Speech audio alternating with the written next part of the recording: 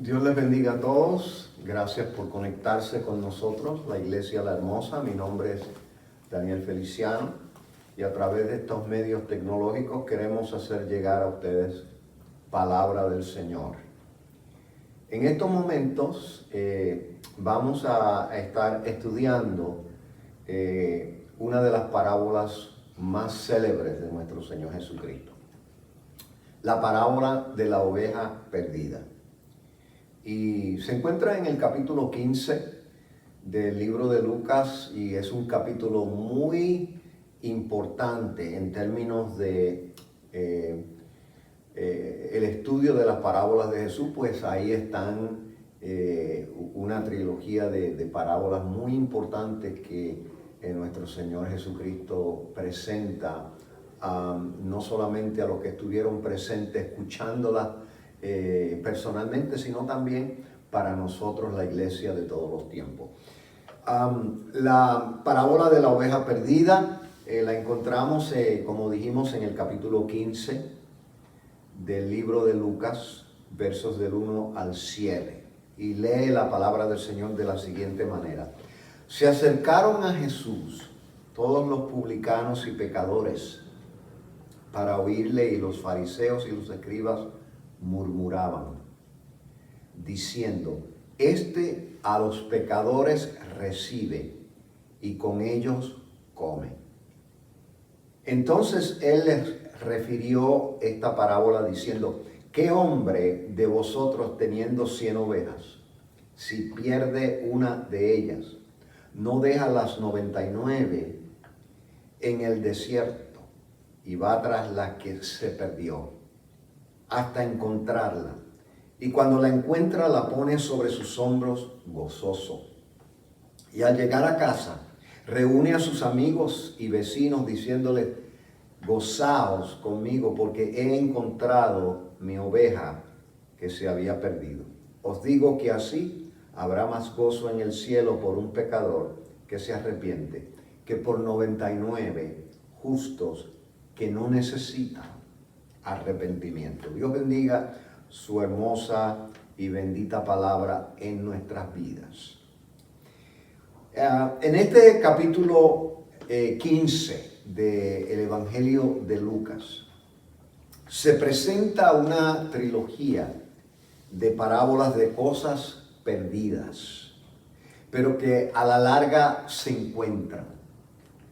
Ellas son la parábola de una moneda perdida, la parábola de un hijo perdido, y esta, la que acabamos de leer, la parábola de una oveja perdida.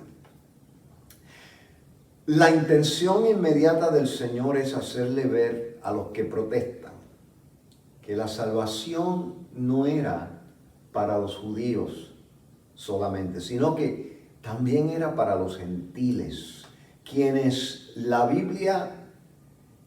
la Biblia representan cualquier raza, cualquier pecador, cualquier vagabundo, cualquier desobediente.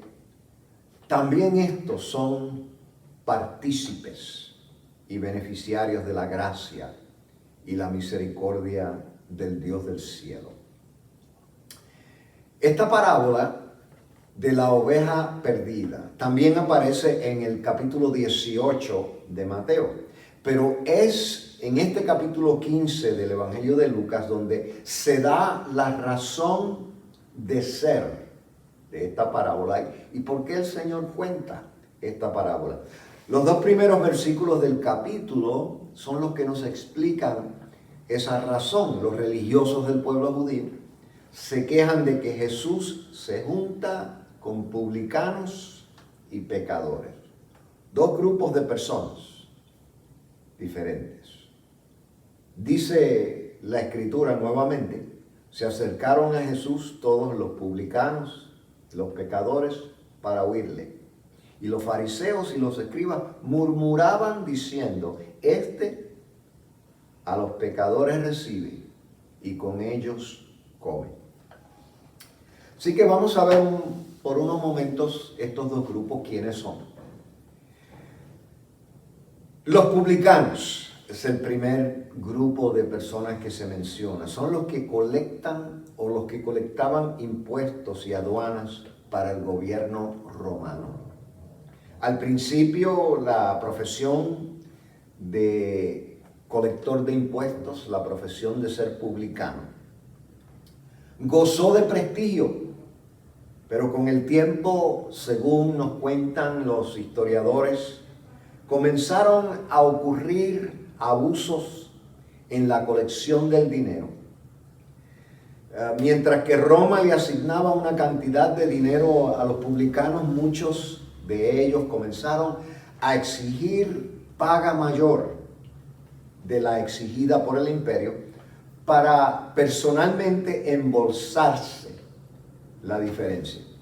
De seguro al principio el pueblo no se daba cuenta de lo que estaba sucediendo, pero con el tiempo se supo el fraude. Y los publicanos como profesión comenzaron a adquirir fama de pillos.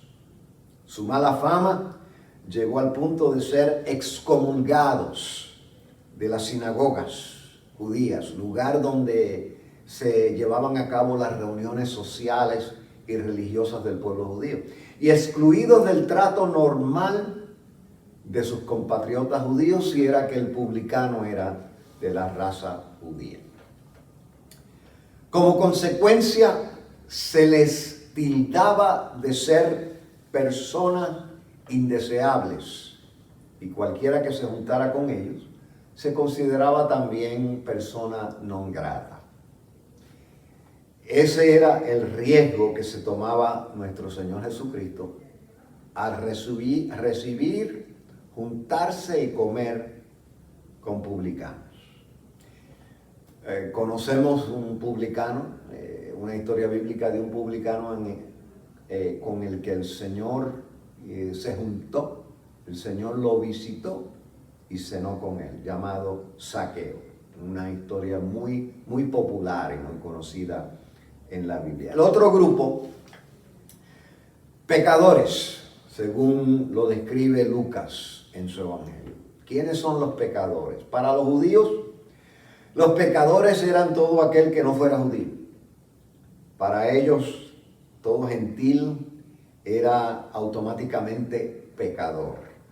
Aún más, en muchas ocasiones, los consideraban perros. Ese era el nivel, la categoría que se le atribuía a los gentiles.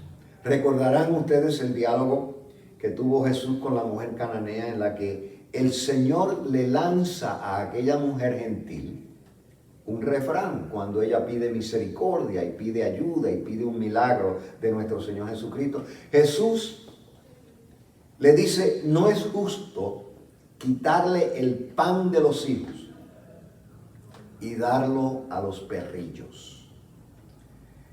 Porque, como dijimos, los judíos consideraban a los gentiles perros. Isaías también, en cierta ocasión, en el capítulo 56 de su libro profético, le atribuye ese término a los infieles, a los que no sirven a Jehová. Isaías mismo le llamó perros en el capítulo 56. En el Antiguo Testamento, Dios había tratado de hacerle entender al pueblo judío, al pueblo de Israel en el Antiguo Testamento, y aún en el Nuevo Testamento al pueblo judío, que la salvación que provee el Dios de la Biblia es una salvación universal. Todos los pueblos, todo ser humano, aquel que crea en el Dios del cielo, en el Dios de la Biblia, tiene derecho a recibir esa salvación. Y en esta ocasión, aún después que Jehová, el Dios de Israel, trata por muchas maneras de hacerle ver al pueblo judío y a las naciones paganas que su salvación está a la disposición de todos, en esta ocasión Jesucristo tiene que volver a ilustrar esa gran verdad a base de parábolas. Veamos entonces la trama de esta breve e interesantísima parábola. Para entender la trama es importante que nosotros recordemos que la vida agrícola proveyó las mejores metáforas para el pueblo de Israel sobre el plan de salvación, la vida agrícola. La vida pastoril proveyó las más hermosas metáforas sobre el amor de Dios. Recordarán ustedes también que la promesa para Abraham y el pueblo de Israel en el Antiguo Testamento es que Dios le iba a proveer a ellos una tierra que fluye leche y miel. ¿Y qué significa? ¿Qué quiere decir eso? Una tierra que fluye leche y miel. Una tierra donde la forma de vida de aquellos que viven en esa tierra, contrario a la forma de vida de donde vino Abraham, en la tierra prometida la gente se va a ganar la vida o en la agricultura o en la ganadería, o sembrando o cuidando vacas, cabras, ovejas. La leche representa la ganadería, la miel representa la agricultura. Y también, no solamente esta tierra que fluye leche, ganadería y miel, agricultura, se convirtieron esas dos formas de vida en la fuente de metáforas para ilustrar la salvación.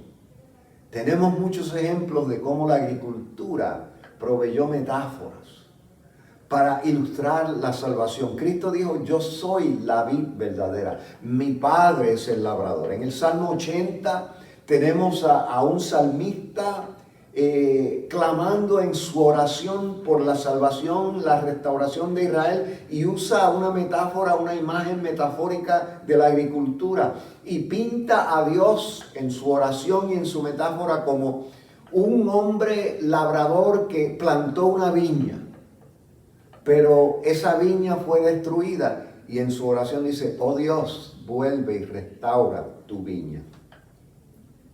Tenemos entonces en el Salmo 23 que la tierra de leche también genera metáforas para ilustrar la salvación de Dios. Y el salmista en el Salmo 23 dice, Jehová es mi pastor, nada me faltará. Por lo tanto, podemos decir que la vida agrícola, como dijimos, proveyó las mejores metáforas sobre el plan de salvación. Pero la vida pastoril proveyó las más hermosas metáforas sobre el amor de Dios.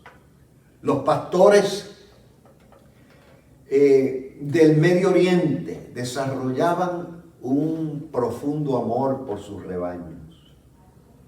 Solo el verdadero amor es sacrificado, arriesgado, compasivo.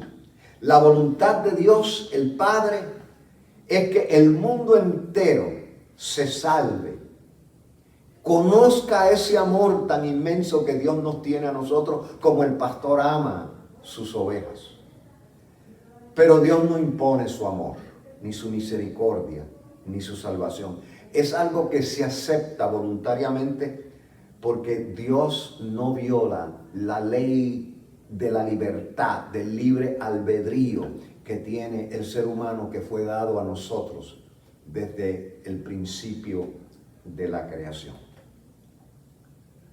Todo ser humano está en estado de pérdida. La Biblia dice, por cuanto todos pecaron, todos estamos destituidos de la gloria de Dios. Solamente por ese amor, por esa gracia que se describe en Juan 3:16, porque de tal manera amó Dios al mundo, que dio a su Hijo unigénito, para que todo aquel que en él crea no se pierda, mas tenga vida eterna. Dios nos amó tanto que sacrificó su Hijo por nosotros. La parábola pues nos habla de ese pastor que dejó las 99 y fue en busca de aquella oveja. Eso nos pone a nosotros a pensar que cada uno de nosotros individualmente somos importantes para Dios. Cada uno de nosotros podemos ser beneficiarios de ese amor y de esa salvación. Y la parábola también nos dice que cuando una oveja perdida es recobrada por Dios, hablando ya de nosotros como ovejas y Dios como pastor, utilizando la misma imagen poética, dice la parábola, hay gozo en el cielo, dijo Cristo. Hay gozo en el cielo. El cielo en el Antiguo Testamento representaba dos cosas. Representaba la morada de Dios. Y también representaba el espacio sideral, donde están las nubes, donde están las estrellas, donde está la luna, donde está el sol. Okay. Esas son las dos funciones que el Antiguo Testamento nos presenta en términos de la palabra cielo cuando la buscamos en una concordancia. Pero en el Nuevo Testamento, Cristo nos pintó el cielo como si fuera o como que es un lugar como el nuestro, un lugar donde hay continua actividad. Miren qué cosa, Cristo pintó el cielo como un lugar donde hay continua y común actividad. Primero, Cristo describió el cielo como un reino, como los reinos que hay en la tierra. En el cielo hay un reino, el reino celestial, el reino de Dios, el reino de mi Padre, decía Jesús. Cristo describió el cielo como un lugar donde el único que manda es Dios. Del cielo solamente se cumple la voluntad del Padre Dios. Cristo describió el cielo como un lugar a prueba de polilla. Cristo descubrió el cielo como un lugar a prueba de corrosión, donde el orín ni la polilla corrompen. Cristo describió el cielo como un lugar donde el pillo no se da. En el cielo es un lugar a prueba de pillos, de ladrones. Cristo describió el cielo como un lugar donde se deliberan decisiones que se hacen en la tierra. O sea, en el cielo se está pendiente a las decisiones que se hacen en la tierra para aprobarlas o desaprobarlas. ¿Cómo le dijo Cristo a sus discípulos antes de partir? Le dijo, lo que atéis en la tierra será atado en el cielo. Lo que desatéis en la tierra será desatado en el cielo. También Cristo dijo que en el cielo es un lugar donde no se celebran bodas. Cristo dijo, seremos como los ángeles que no se casan. Pero sí en el cielo se hacen celebraciones, aunque no se hacen fiestas de boda, se hacen fiestas cuando un pecador se arrepiente. ¿Quiénes son estos justos que no tienen necesidad de arrepentimiento según la parábola? Se han ofrecido varias interpretaciones de el por qué hay pecadores o hayan pecadores que no necesitan arrepentimiento. Las interpretaciones que los estudiosos bíblicos nos han dado son tres. Que tal vez estos que no necesitan arrepentimiento son los que hayan sido ya perdonados de antemano por Dios en tiempos anteriores. La segunda interpretación es los ángeles del cielo que no necesitan arrepentimiento porque no cometen pecado, viven en una completa y obligada santidad. Por lo tanto, no necesitan arrepentimiento. Ninguno de estos dos grupos va a causar tanta alegría y tanto gozo para celebrar en el cielo como un pecador que se arrepiente. La tercera interpretación es que aquellos que se consideran a sí mismos como no tener necesidad de arrepentirse. Esta es una gran posibilidad de que los que se creían que no tenían necesidad de arrepentirse eran aquellos religiosos que se justificaban a sí mismos.